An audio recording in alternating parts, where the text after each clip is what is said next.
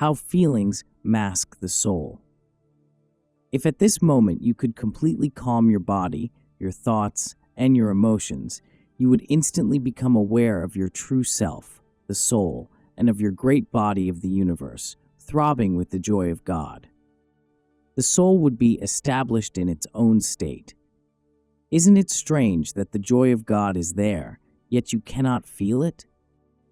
The reason you do not know His bliss is that you are intoxicated with ego feeling, chitta. If I put a screen before me, I will still be here, but you won't see me. Take the screen away, and you will see me. So the screen of feelings arising from the ego, ahamkara or body consciousness, hides God's joy. Remove the screen through meditation, and you will behold that joy. Your real nature is calmness. You have put on a mask of restlessness, the agitated state of your consciousness resulting from the stimuli of feelings. You are not that mask. You are pure, calm spirit. It is time you remember who you are, the blessed soul, a reflection of spirit. Take off the mask of feelings. Face yourself. Whenever you become angry or filled with hate, you don a guise of evil. A person who gets angry enough wants to kill. He doesn't want to, really. That is, his soul doesn't want to. But because the soul has identified itself with feeling, his anger makes him think so. Therefore, it is not good to remain in the ordinary state of human consciousness, subject to such violent emotions. You imprison yourself in various moods, and this is the cause of all your sorrows. To escape, you have to dissolve the feelings and emotions connected with body consciousness. Meditation is the way. Feelings and emotions obscure the soul. So long you have thought of yourself as having certain qualities with their characteristic feelings and emotions. Patanjali says you are masquerading as these passions and desires because you have done it for so many incarnations that you have utterly forgotten your real nature. Once you realize that each day you are only impersonating different characteristics according to your changing feelings, you will not be the same person. You will be able to cast off these delusive states. When you realize that passion and anger are not part of your true nature, these emotions will no longer have any control over you. Every person is innately wonderful. He has only to rid himself of the mask of ego consciousness. Remember that. If you put a diamond near a black cat, the diamond will reflect black. Can you then say the diamond is black? No.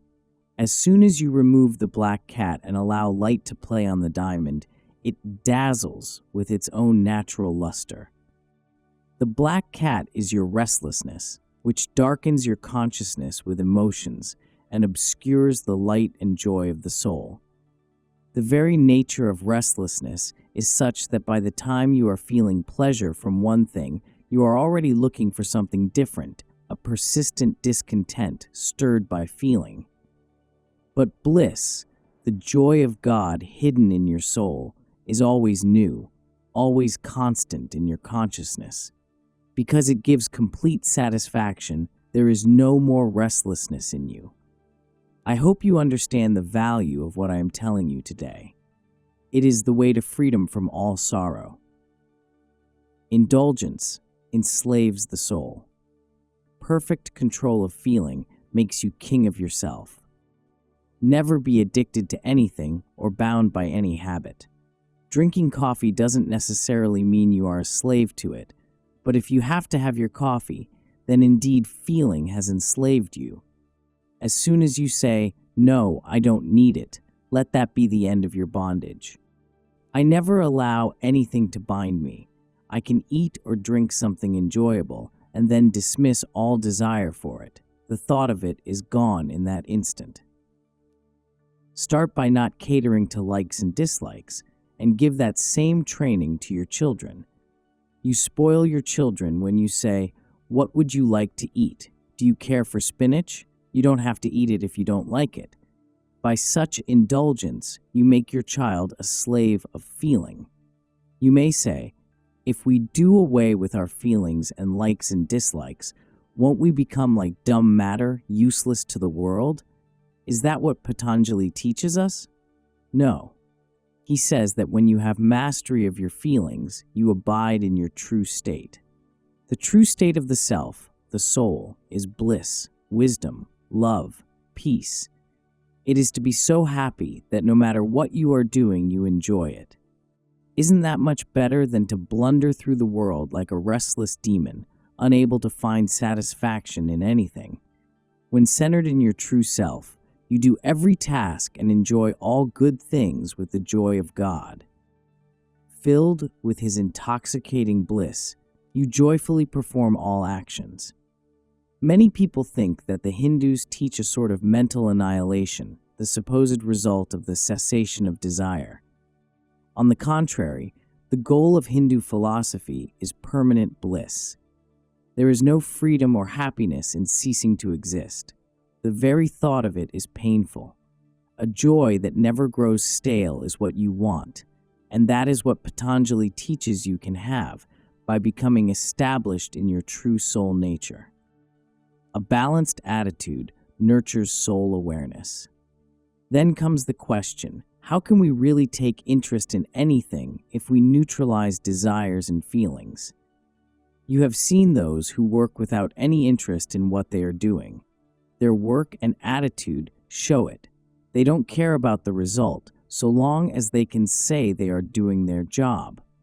But the lover works very hard and conscientiously for his beloved.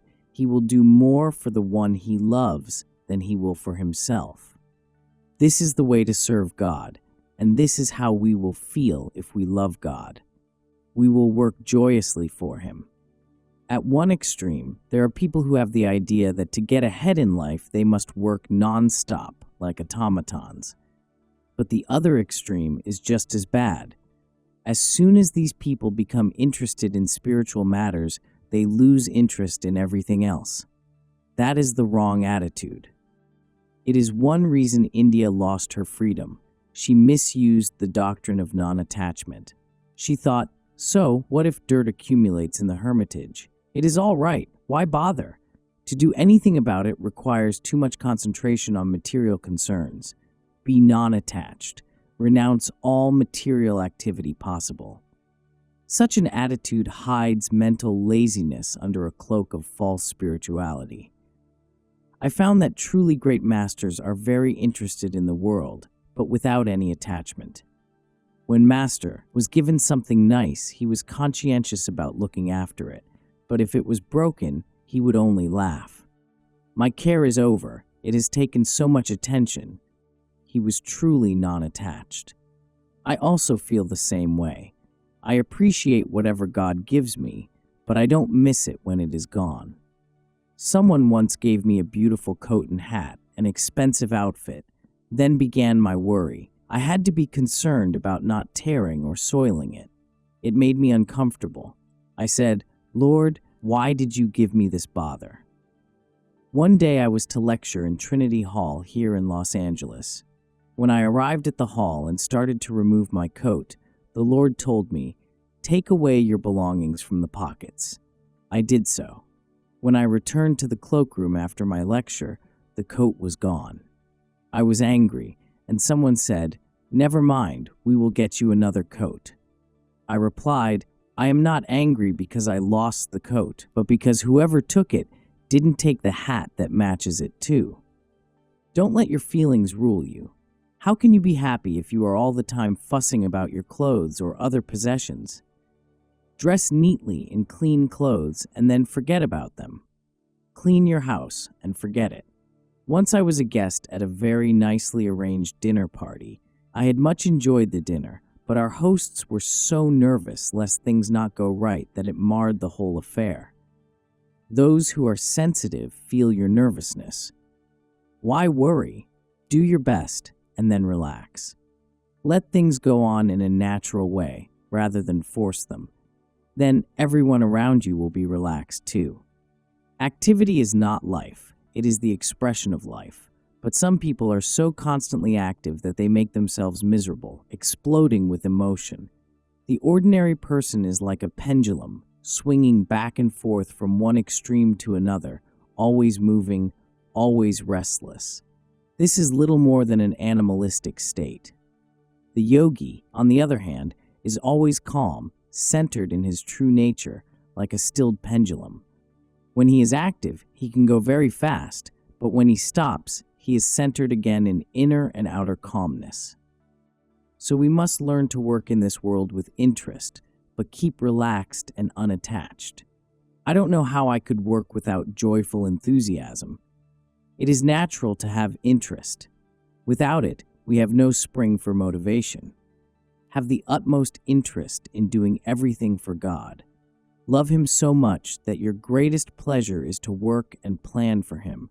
Doing things for God is a very personal experience, so satisfying. I find such joy in fixing up this building for Him. But when something goes wrong, I am not upset, not the least bit. Why should I be? I did my best. Yes, I will try to do better, but I won't let adversity disturb my calmness. Isn't that a wonderful thought? Why not? You didn't create this world. God did. Why should you think you live in this world only to please yourself? To live for self is the source of all misery. The yogi's thought is always for thee and thine. He says, I am here in this world for only a little time. Why form strong attachments? I don't know why I am here, but God knows. I will work for Him. I will try to follow not my own will, but what He wants me to do. It was this surrender to the highest wisdom that gave Jesus the strength to say, Father, if Thou be willing, remove this cup from me. Nevertheless, not my will, but Thine be done. From this, many religionists have the idea that one shouldn't use his will. But if you didn't use your will, you would die, for willpower operates every physical and mental process. It is right to use your will, but with wisdom and direction from God.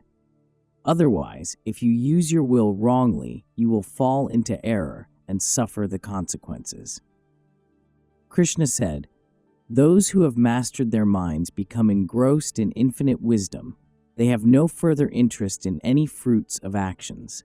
Freed thus from the chain of rebirth, they attain the state beyond sorrow. Watch your motives in everything. Both the greedy man and the yogi eat. But would you say that eating is a sin because it is often associated with greed? No. Sin lies in the thought, in the motive. The worldly man eats to satisfy his greed, and the yogi eats to keep his body well. There is a lot of difference. Similarly, one man commits murder and is hanged for it. Another man kills many human beings on the battlefield in defense of his country and is given a medal. Again, it is the motive that makes the difference. Moralists make absolute rules, but I am giving you illustrations to show you how you can live in this world of relativity with self-control of feeling, but without being an automaton. Master used to give this example. Suppose someone asks to borrow my nice field glass and assures me he will return it in 15 days. But at the end of that time, he does not return it. When I ask him where my glass is, he counsels me, You are a master, yet you are attached to a field glass. I wouldn't loan it to him again. Another man may ask to borrow the glass, saying he will return it in perfect order. He is kind and thoughtful, takes care of it, and returns it promptly. To him, I will loan it any time. It is not that I care that much about the glass, but if something is mine, it is for me to care for in order to keep it serviceable. The second man understood that I was saving the field glass so it could serve others as well as himself. The first man did not understand my motive, so he not only deprived me, but everybody else who could have used it. I didn't want the glass for myself. I was thinking of it for all. Non-attachment gives great inner freedom and happiness. All the things I have cherished most I have given away. I enjoyed them through the joy of others. The joy I get out of whatever I do is impersonal, not for self. It lies in the joy of God and in making others happy. In India, I used to have a motorcycle. I rode everywhere on it, especially to visit my master in his Serampore hermitage. I enjoyed that motorcycle very much. So one day I asked Master, "Am I attached to it?" He knew every tremor of my thought and consciousness. "Certainly not," he said. Shortly after that, I gave the motorcycle away to someone who had a deep desire for it, and I never missed it. That is the kind of freedom Patanjali teaches you to have, so that at all times you are a god, absolute ruler of the kingdom of your consciousness. You let no dark forces enter your portable heaven. Through my mind's iron bars, no evil dares to pry. When you attain freedom from slavery to feeling, you become spiritually sensitive, but you are no longer oversensitive to matter. You feel pain, but are untouched by it. You see this world, but know it isn't the ultimate reality. You are above every limitation of body and mind, centered in the calm nature of your soul. But what poor training the world gives us you can well understand.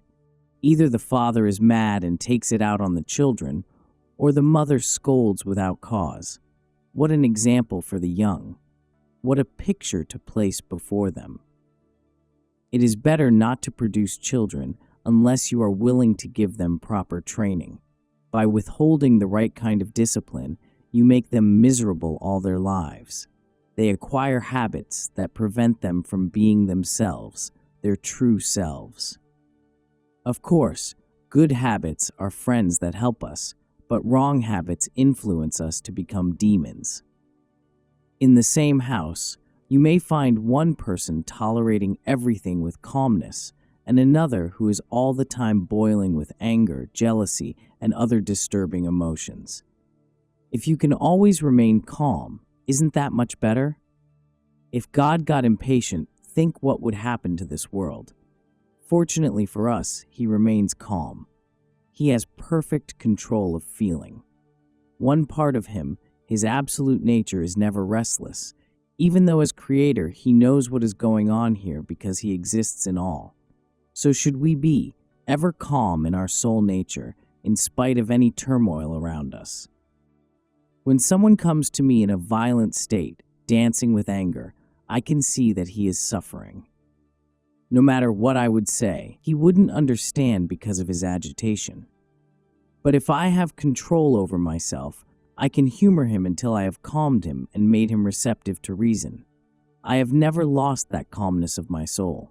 If I had lost it, regardless of what excuse my mind might have offered, I would have lost with God. With God, that is where you must win. Inside, you should always be anchored in perfect calmness. When someone comes to you in anger, remain in charge of yourself. I will not lose my temper. I will keep on expressing calmness until his feeling changes. Then, you are demonstrating perfect control of chitta. To have calm feeling doesn't mean that you always smile and agree with everyone, no matter what they say. That you regard truth but don't want to annoy anybody with it. This is going to the extreme. Those who try in this way to please everyone with the desire of getting praise for their good nature do not necessarily have control of feeling. It is good to be pleasant and agreeable if your behavior is sincere, but agreeing with others all the time because you are afraid to speak truth, lest you displease, cannot be called control of feeling. Whoever has control of feeling follows truth, shares that truth wherever he can, and avoids annoying unnecessarily anyone who would not be receptive anyway. He knows when to speak and when to be silent, but he never compromises his own ideals and inner peace. Such a man is a force for great good in this world. See yourself as a soul, not the physical body. The truth is, we have all become like the proverbial prodigal son. We have wandered away into the dark lanes of bad habits and have forgotten how to keep the joy of God centered in our hearts. When the soul is not in its natural state, it puts on the garb of moods born of human feelings. But if we learn to remain inwardly with the divine, we live and work in the blissful state of our true nature. In ordinary consciousness, we think we are mortal human beings, but when we disengage ourselves from the ego, we see we are spirit.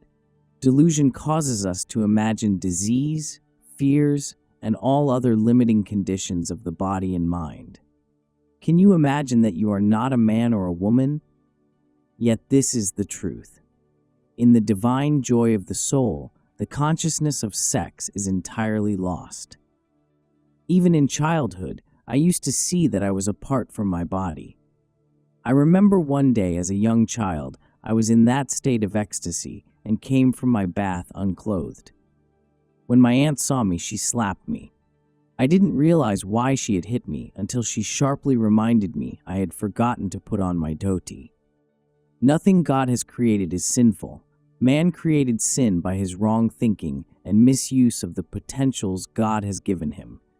The ordinary man thinks, I and my body are one. I am so many pounds of flesh with senses and feelings. But the divine man thinks, I and my Father are one. He sees his body as a motion picture image. The picture on the screen is a product of a beam of light passing through a film. So the divine man sees his body as a product of the creative light of God passing through the film of Maya or delusion. He knows that he is not the body, that he is one with God's light.